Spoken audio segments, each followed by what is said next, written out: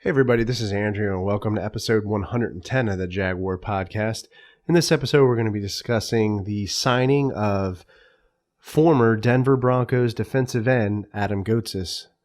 All right, so let's jump into it.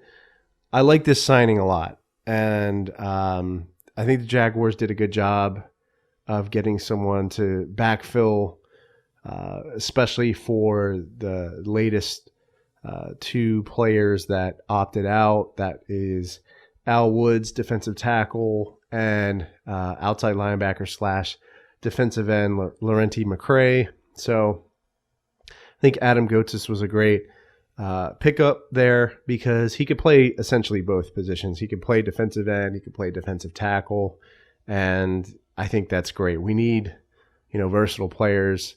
So, it's nice that we can get him to, move from the outside down to like I said, those 2 or 3 techniques.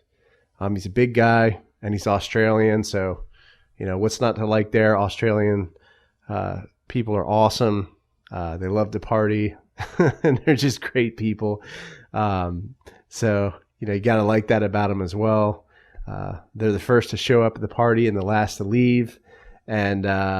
And he just seems like a good guy. I follow him on Twitter, man, and I'd love to get him on the show for an interview. But I think he's a good player as well. He has had some injury trouble, a little knee trouble there. But I think this is a good pickup. You look at his stats. He has 59 solo tackles, 5 sacks, and 13 pass deflections. During his career at Denver. So. Who knows? He may be kind of a sleeper player. But I feel like we're pretty stacked at this position, especially, the defensive end position. We have DeJuan Smoot. We have Cassius Marsh, who could play. He's more of an outside linebacker, more of a pass rusher. Not really good against the run, but Adam Gotsis is pretty good at the run, pretty good at stopping and plugging up those holes, like I said. And I think, with K'Lavon Chasen, and then you have DeJuan Smoot, and then I just think we're really solid at the defensive end position. So I don't think we need to make any more pickups there. We have Rodney Gunter, too, I failed to mention, who can play defensive end or defensive tackle. So we have a lot of depth at that position. So I think we're pretty solid there. I think this is a great pickup still. But we'll see what happens,